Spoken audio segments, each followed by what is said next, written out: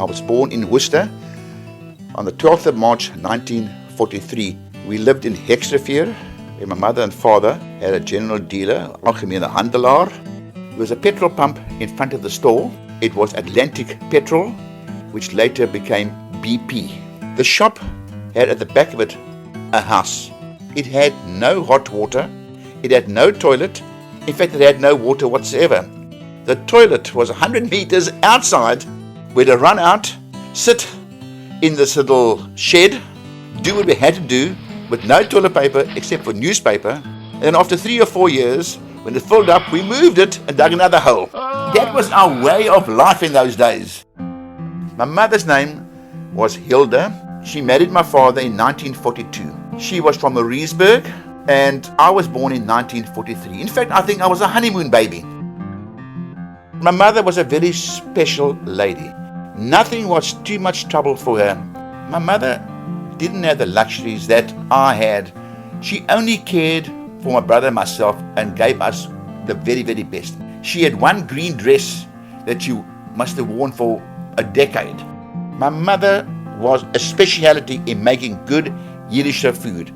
If it wasn't pachar or helzel or tzimis, you name it all, she made it. I remember my father would come home with an ox foot that would go into a pot and boil for 8 hours to make pachar. If I tell my friends today and I ask them, have they eaten pachar, they would say most definitely not. And even now, if I could find anybody who makes the pachar, I would have it.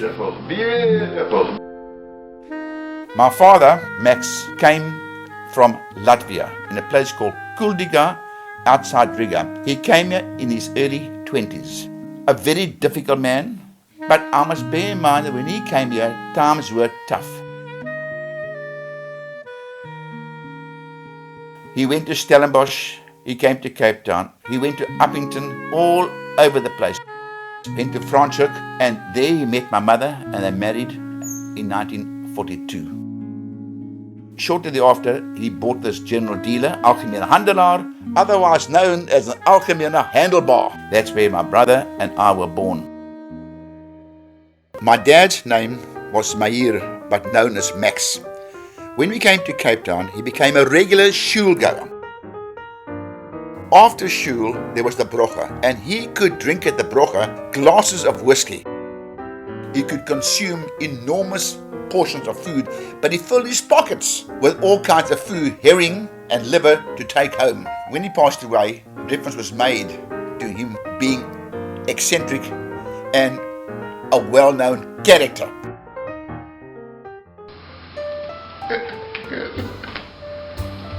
Hello, mate. How's it going, brother? Mate. Eli and I were both dyslexic. At school, we were regarded as being stupid because we couldn't read properly. We got our D's, P's and B's mixed up.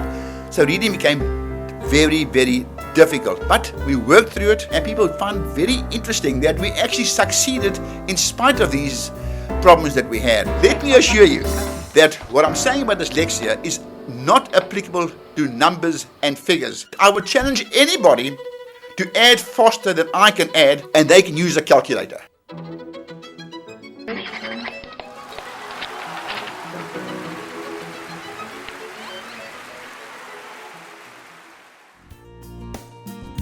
It's very rare that you find in families brothers as close as Eli and I are. We live about 46 seconds apart. I've timed it. I speak to him 4 times a day. I see him 6 times a week. We were extremely poor, unbelievably poor, but we never knew that we were poor. When Louis was a little boy, he kept on teasing me. His whole life he teased me till he left home. I once stabbed him with a knife. The mark is still over here. If anybody teased, it was him. He used to call me Fatty Boom Boom, so I think he's got it confused. What's that? Asthma. And he used to keep me awake at night.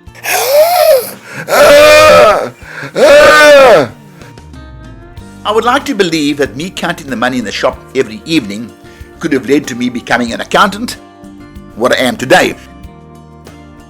Pictures you see are of the Durens. The Durens, or Hexvallei School, was a very special school. It was an Afrikaans school, primary school, but there was an English class. And this English class had sub A, sub B, standard 1, 2, 3, 4, and 5. And the teacher was a Mrs. LaRue, who had to go to school by bus. And Mrs. LaRue's husband was the bus driver. The school is now somewhat derelict and no longer in use. At the age of 12, I came to Cape Town and went to Seapoint Junior School. And the following year, 1956, I went to the high school where I was not a clever pupil, but I loved my sport. In fact, in 1960, I played first team rugby and also first team cricket. This picture also appeared in the August. It was taken in 1960, and you can see myself on the left side and Roy Dryber, ex-Seapointer. That Saturday, he was the captain of a Springbok rugby team and played at Newlands. The school song meant a lot to me. Lewis, not again. On the sunny shores of Africa, beneath the lion bold, where rollers race and rage and roar, as they've done from days of old. Sea Point, Sea Point, Sea Point. I went to UCT in 1961.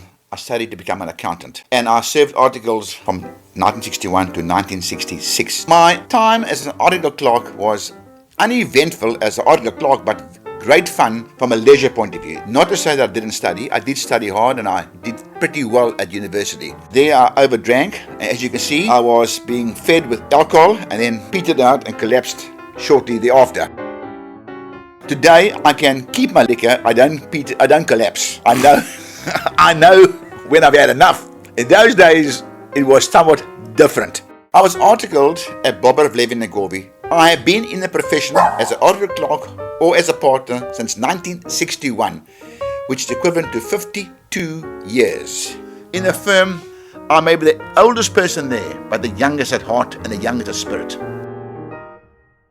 I really believe that when I go to work, I add some freshness to the practice.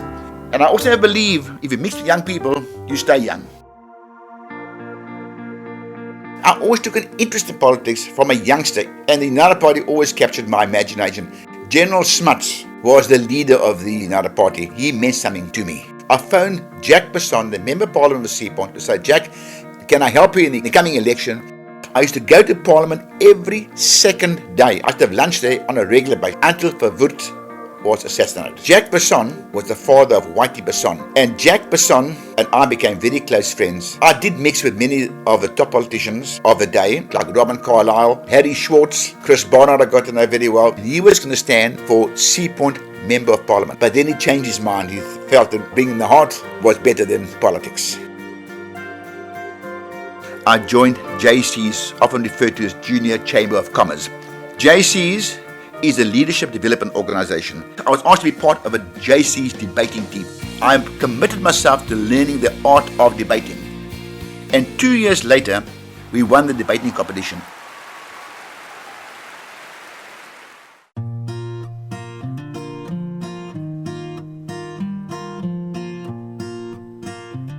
I have 4 children. Michelle, born 1967, Russell, 1969, Justine, 1973, and Jared in 1983. When I was a young father, I never changed a nappy, but I like to believe in other respects I made up for it. All 3 children were different. There was Michelle, who had a mind of her own, Russell, who only wanted to be kind and give of himself, extremely mischievous. Then we had Justine, who was really a very good child in every respect. I can take great satisfaction in saying that I am a proud father. They are all very, very special children. For a number of years, I was staying on my own in Milton Manor, living like a king. And then one day I spoke to Basil Sachs, and he suggested I take out, the name was Sandy.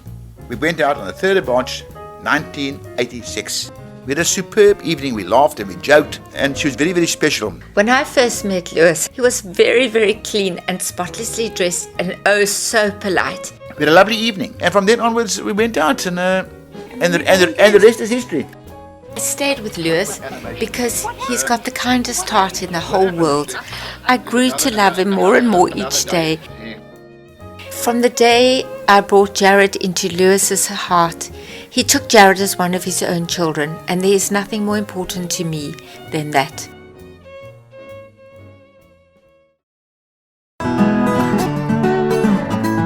He's one of the most eccentric people I've ever met in my whole life. Lewis will wear those German sandals, like the German tourists. That is what Lewis wears when he goes out.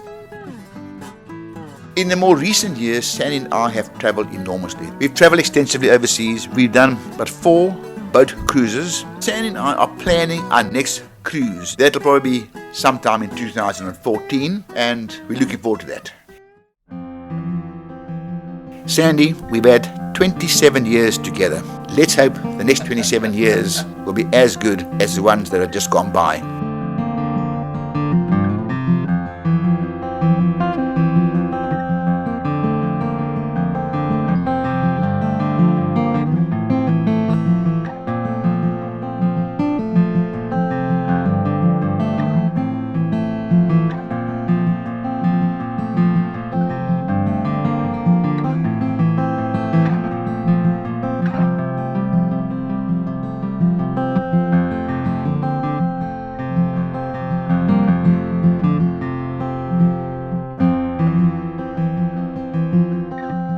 Guys, thank you for watching. It's been 70 years so far. God bless you all.